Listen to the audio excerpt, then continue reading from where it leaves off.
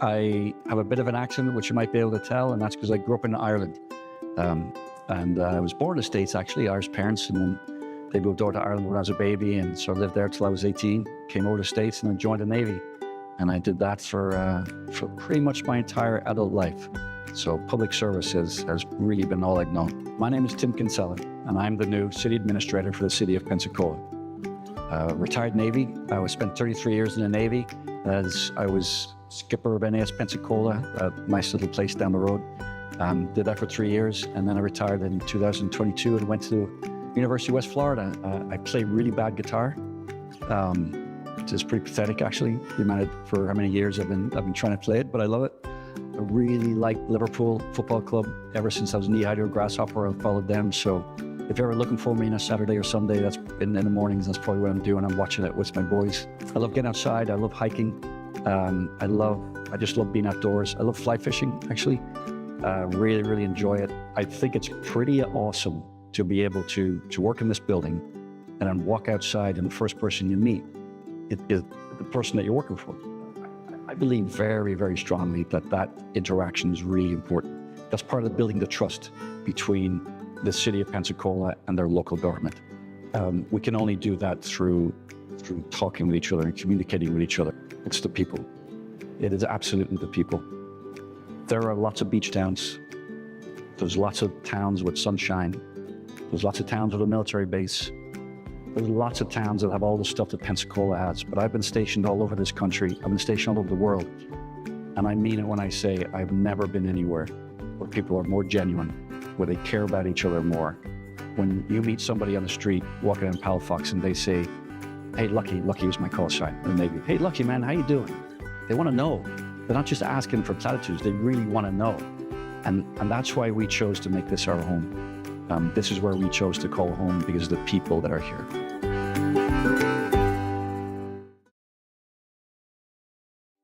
I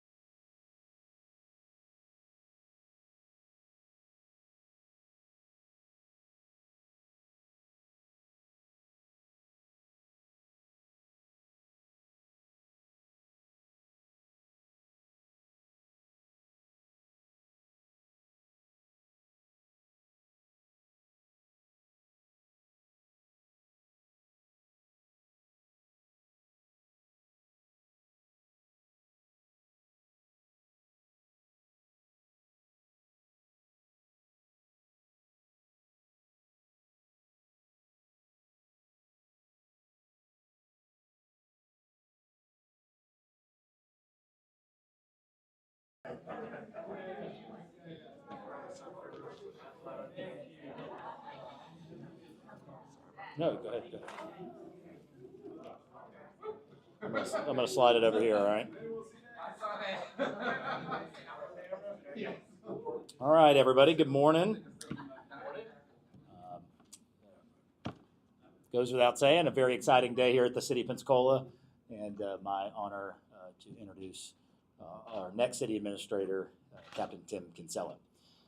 This role is vital to running a smooth and efficient operation, and I certainly could not think of someone more fit to bring this operation and our city government to new heights.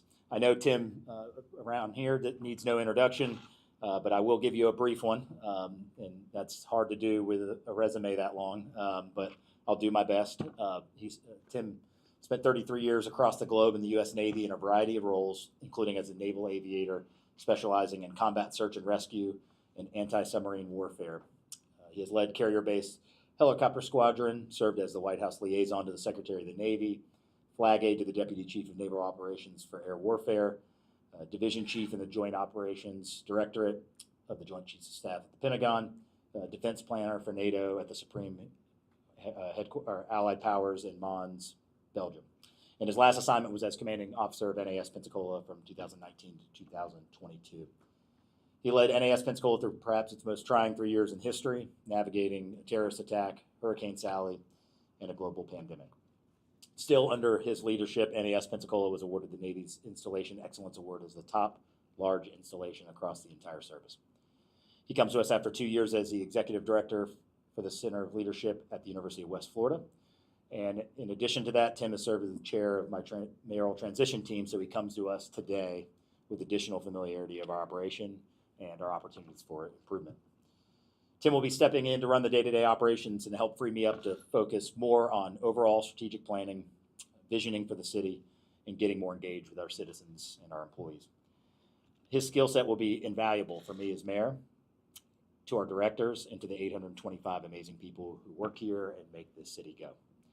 With that, it is my great pleasure today to introduce you to our city administrator, Tim Kinsella. Thank you, Mr. Mayor. Thank you. Morning, everybody.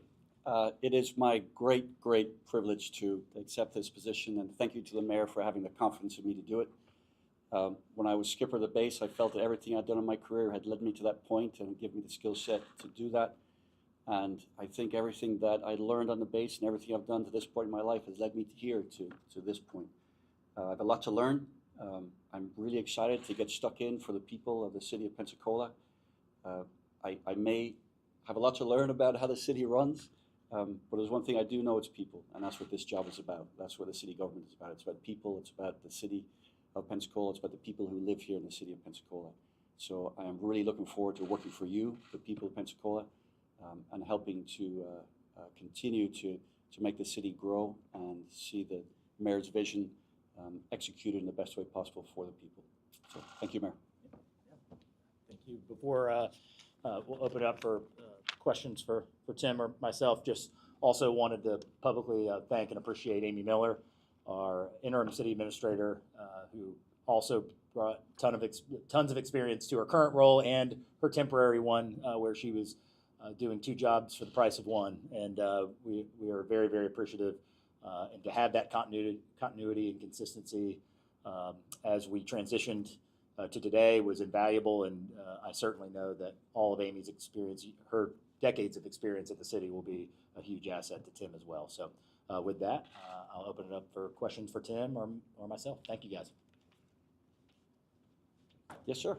Having had leadership roles since retiring from the Navy, what made you want to continue that effort? Service, public service.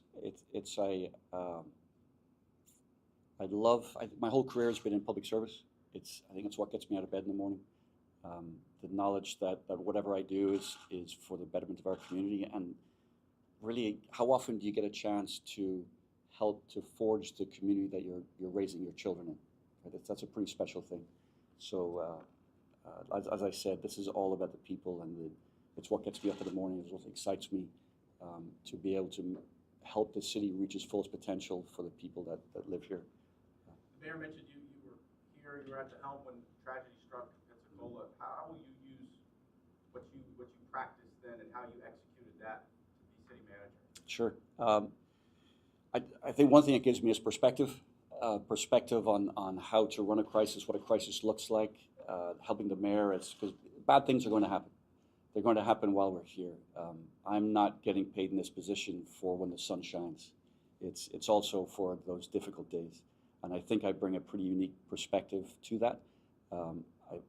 As you mentioned, we went through some pretty tragic things on the base, but that was also part of this wider community, and the city of Pensacola played a pretty big role in helping the base get through those things. So that relationship is already developed, it's already there. So I think that experience is going to be, it's going to help a lot in this role as I move forward. Thank you. Yes, ma'am. What will your priorities be? Give me until I actually get out of the job. My number one priority is learning.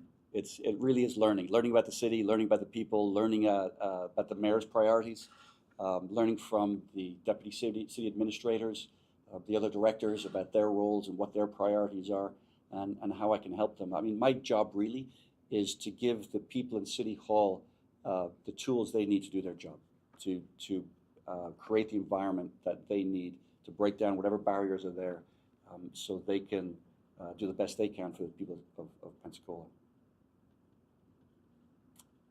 Anything else? Tim, what do Yes, you sir. consider your biggest accomplishments with the leadership, Center for Leadership at UWF? First, setting it up was a big one, but working with our benefactors to create the resources that are necessary to build this. I'd say number one was our executive MBA that we built. That was we had it done at record speed. There's already students going through it right now. I think that's going to provide a cadre of business leaders that are going to be able to help Pensacola go into the future. Number two, I think, is the relationships that we built within the community, both in leadership development with our corporate partners, with the students, our Women in Leadership program. That conference, it grew leaps and bounds. I mean, now we went from doing it up at the university, and there's been such a demand that we're going to do this, or the university is going to do it at the Sanger Theater now this year to bring more seats in. So I think really that community relationship piece was really important. It's probably the part I'm most proud of. So how did this happen? Mayor, you were doing a national search. Tim's got a successful job at the university. How did this happen? Begging? I don't, no. I think the stars aligned, really with the right time. Our intent was, as I told you guys, to go through the national search. We had started that process, had gone through just kind of the initial phases, discussing strengths and weaknesses, or really strengths, I guess, of what we would want to see from the city administrator, an understanding of employee engagement, structure,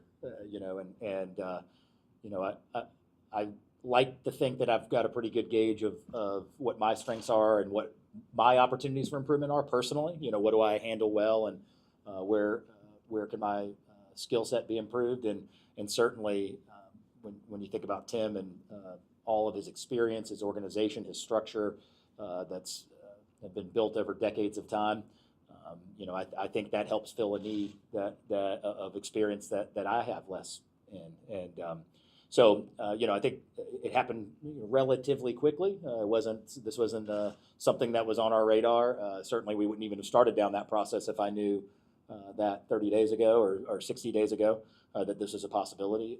But I feel well. You have to understand, Tim and I have known each other for a long time. So this was a kind of a conversational thing. It was kind of an organic thing. It wasn't. We talk outside of just what's going on at his job and at our job, and so I guess to answer your question, it was kind of a personal connection at the right time thing. But the city's the great benefactor of his availability to us, and I would like to think, I don't want to speak for Tim, but I'd like to think that this job makes sense for him and is of interest to him because of the great work that is being done by our departments, by our city, the relationship that our administration has with our council, the functional nature of and cohesive, collaborative nature of that, that's not why he's here. But I imagine that I'd like to believe we've done a pretty good job at the city to put our best foot forward to say, hey, that might be an organization I want to be a part of, certainly, if I would have known 60 days ago or 90 days ago that this was possible, we probably wouldn't have started that national search. But I feel fully confident on an audible out of that, considering the resume, the skill set, the familiarity I have with Tim, and the familiarity he has with the city, and already working with him with the transition team and everything like that. Tim, I'm gonna go just one more further. Yeah. What appealed? I mean, what appealed you to make the jump? What was the factor for you? This guy, I think, has had a lot to do with it. The things that our mayor has done to move our city forward,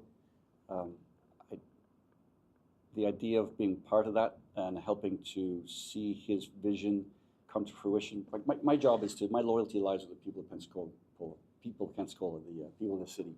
And the best way for me to serve the people of Pensacola is to enact their elected representative's vision. And I fully believe in our mayor. I fully believe in everything that he's doing. And there was something about it that just spoke to me. And when the mayor asks, when the president asks somebody to serve in his cabinet, the right answer is yes. When the mayor asks to serve in a role like this to help him move the city forward, there was no other answer but yes. Thank you. Anything else? All right. Well, that is it. And then I know Jason had mentioned if you guys have any other questions unrelated to this, I'll be standing by, and we can do a quick group together that way. But thank you all for being here. Was that? No, did you have a question? This or unrelated, John? Related. Oh, okay. All right. Congratulations to Captain Lucky here, and you for hiring him. But Mayor, there's a high-speed train moving right now with this $90 million bond issue that's been proposed to take up most of the 5th cent of the tourist development tax. Julian McQueen, Darren Schaefer have all spoken publicly about that may not be their top priority, that a convention center, long talked about for this area, was their top priority if you're going to spend that kind of money. Do you have a position on that? Now, you've got reps to the TDC, but they didn't say, one wasn't there, and one said she had to go and leave and go to the agenda meeting. Do you feel like you've got enough representation when they start talking this kind of money? Probably not. And let me say, Councilwoman Broughton and Councilman Jones, I have great respect for, and I believe are unequivocally advocates of the city and what's in the best interest of the city. Now, certainly the format and the time of that meeting didn't allow that to play out, but it's also why we're exploring potential options of looking at what kind of mayoral appointment or representation can be on the TDC. That's something that we're going to be looking into because of no fault of any council member, current or previous. That was a holdover from the previous form of government. That hasn't changed. So and this is not the only board where it's that way. That there's again, that's just I think PEDC is another example where there's council seats, but there's not necessarily any administrator representation. And the example I've been using is, let's use the USS United States issue. Let's set aside the other one. If a decision is made to spend money on that, well, I'm assuming unless there's another port close by, it's going to probably be, there's going to be a heavy involvement with the Port of Pensacola in whatever happens with that boat if it were to come here. Councilman Broughton, Councilman Jones aren't in operations. They're not, understandably, they're on many boards. This is a part-time job. They're on CRA. They're on council. And to not have a voice there that would be involved in any way in day-to-day operations of the city, to me, means there is a gap. I think there is a void of the new form of government, not so new anymore, but relatively new, I guess, having some type of seat at the table that when conversations are happening, maybe we can bring some insider expertise that is a complete unfair burden to put on two council members who aren't involved in day-to-day operations and are on several boards for their part-time job that we say that they have. And so I appreciate and agree with Councilwoman Broughton's comments during the meeting that, these, if regardless of whose seats those are, for the city to not have the available representation to be able to speak our voice, be it from the council or the mayor's office, I think that's a missed opportunity. My feeling on the project itself is, there's one philosophical conversation about whether we have a need for that type of facility. John, I'm a former sports writer. I've spent lots of hours in buildings like that over my career, and seeing lots of parents and lots of kids participating, understanding the economic value of having a facility like that. I'm a big believer in, philosophically. However, as the mayor of the city of Pensacola, having a facility at 10 Mile Road, where either folks are going to stay outside the county at 9 or 10 Mile Road, or they're going to be staying at the beach and simply driving through the city to go back and forth between events. I'm not sure that there's a huge upside for the city of Pensacola when we're talking about being the mayor of these 39 square miles. So I'm not against the idea of a project, but I certainly have questions about what its value to the city is, given the proposed location that's being discussed now. Do you believe that a convention center large enough that, like the Okaloosa County one over the beach over there, do you think that is an important priority for the city? Sure. I mean, I think Visit Pensacola would tell you. I think hoteliers we'd all agree that is a missing asset that we have. What do we miss out on in terms of hotel stays, in terms of that, because we don't have the convention space? I believe at one time, and I don't quote me on this, I believe at one time the largest room in either the whole county or at least in kind of this area of the county was out at the Hilton at the beach, and it's not a significantly large room in relation to how much interest there is in people coming here. So yeah, absolutely. But I would want to make sure that was done right, and that we should build if that is the right thing to do, we should build a business case for it, right? And say, what kind of demand do we have? How many millions of dollars is it? The taxpayer should expect that, is to say, well, what does it cost? And doesn't need to be, those are hard to make, but let's be clear, those are hard to make money on. I don't think anybody realistically would show us a pro forma that says, build a convention center and it will operate itself in the black. But it's what is the compounding value that it brings to the rest of the community? That's what you'd have to make a full assessment on. So, how big, where's it located? Too many variables to say, I would absolutely do X or Y. But a sports facility, a conference center, yeah, absolutely. I think those are assets. But we also have a Bay Center that was built the year I was born, I believe.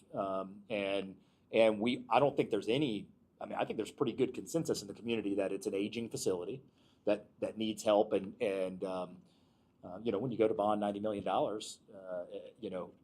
how far is the Band-Aid going to be on the existing facility we have versus putting in new facilities?